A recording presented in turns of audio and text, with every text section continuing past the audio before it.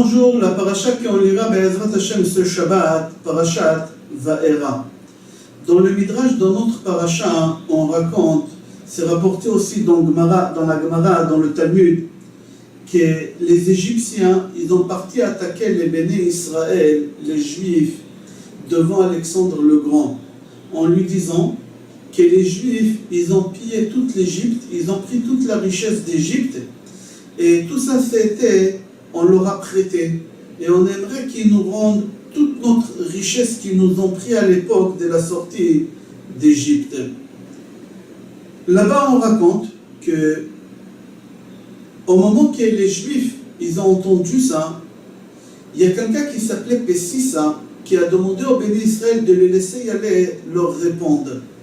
Et les Juifs, ils l'ont laissé. Il leur a dit, d'où vous ramenez la preuve que vous nous avez prêtée.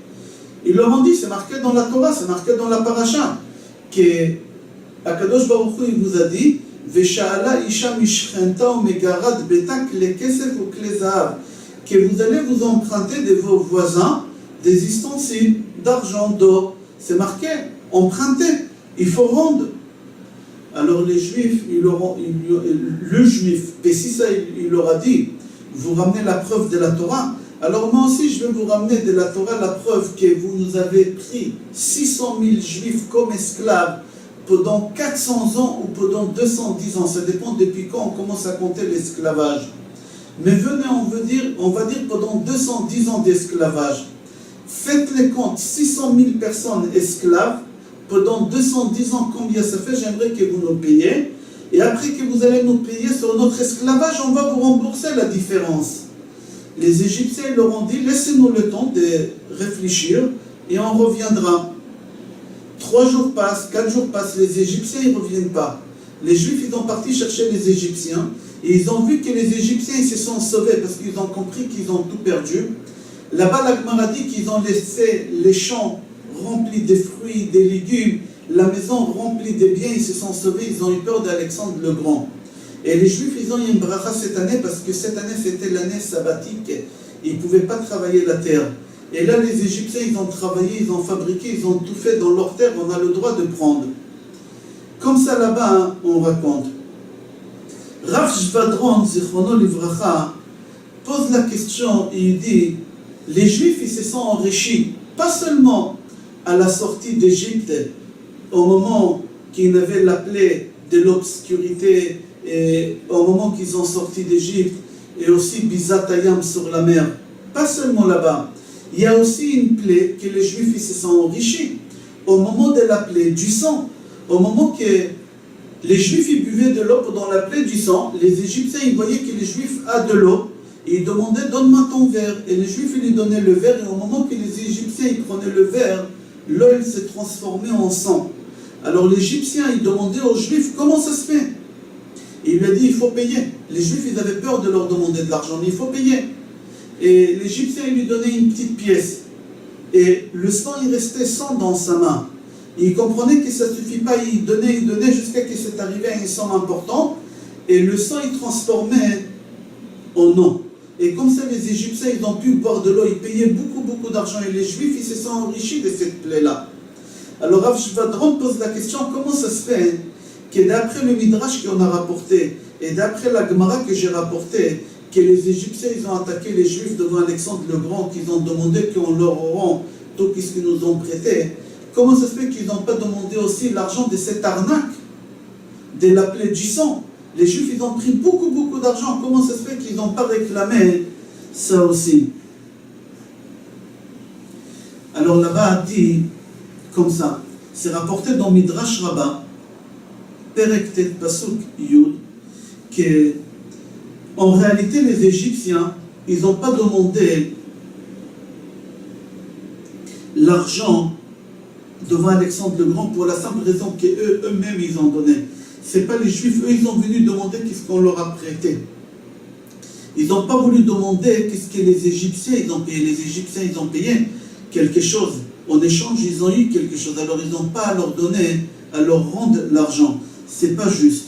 Il pose une question aussi, Rav Shvadron dit, pourquoi les Juifs ils se sont pas mis d'accord entre eux de ne pas vendre aux Égyptiens de l'eau Et quelqu'un qui ne boit pas de l'eau pendant 3 jours meurt. Alors ils ont dit la plaie elle dure et 7 jours. Venez, on se met tous d'accord, personne n'y vend de l'eau aux Égyptiens. Et comme ça, tous les Égyptiens ils vont mourir et tous on est libres. Comme ça, on peut se débarrasser de cet esclavage. Et on peut quitter l'Égypte. C'est impossible de dire que les Égyptiens les ont obligés de vendre l'eau. Pourquoi? Parce que si les Égyptiens ils auraient obligé de vendre l'eau, l'eau elle serait pas transformée, le sang il serait pas transformé en eau, ça aurait resté du sang. Il fallait que les Juifs soient d'accord de vendre son nom.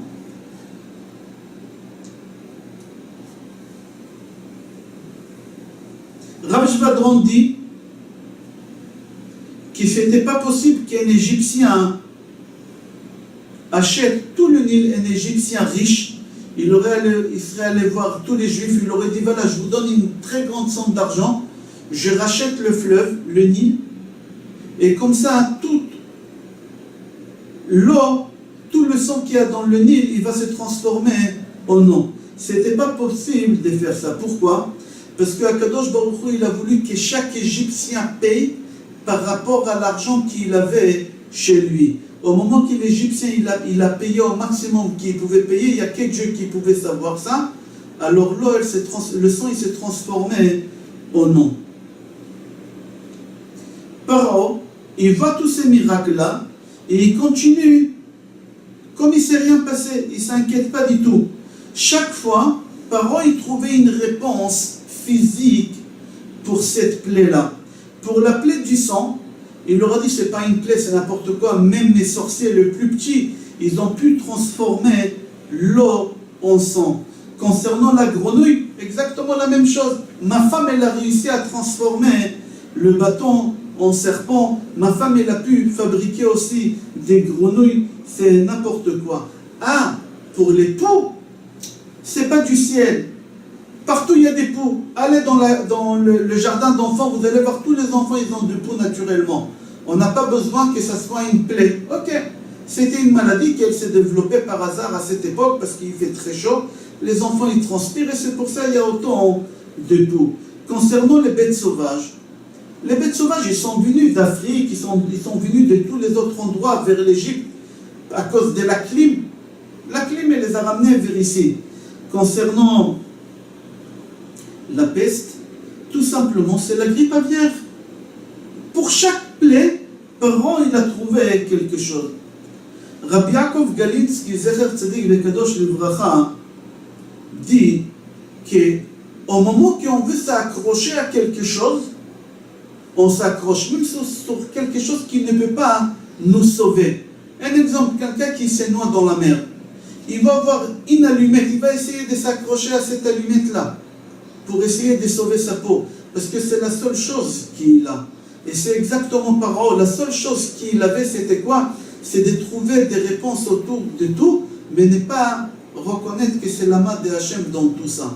Rav Galitzki, Zichrono Livracha, il donne un exemple. Un jour, il y a un monsieur qui buvait beaucoup. Il se saoulait tout le temps. La famille, ils avaient honte. Ils ont essayé de faire tout pour qu'il arrête de leur faire honte, mais ils n'ont pas réussi. Ils ont parti voir le Rav, et le Rav il s'est mis d'accord avec leur père, qu'il lui a dit regarde, continue à boire, mais à une seule condition. Dès qu'il y a quelqu'un avec toi, au moment que tu te trouves seul, promets-moi que tu ne bois pas. Il a dit d'accord. Un jour c'est arrivé que ce monsieur s'est trouvé seul, il avait envie de boire. Il regarde par la fenêtre, peut-être il y a quelqu'un qui va passer, qui l'invite pour qu'il boive avec lui, même qu'il ne le connaît pas, mais au moins qu'il peut boire parce qu'il a promis au Rav de ne pas boire seul. Et il prépare les verres, il prend tellement, il attend longtemps qu'il n'en peut plus. Il prend 2 verres, il remplit, il attend, il regarde, rien, il s'assoit, il regarde. Et il y a un moment, il y a une moustique qui arrive. Et cette moustique, elle vient, elle se pose sur un des verres.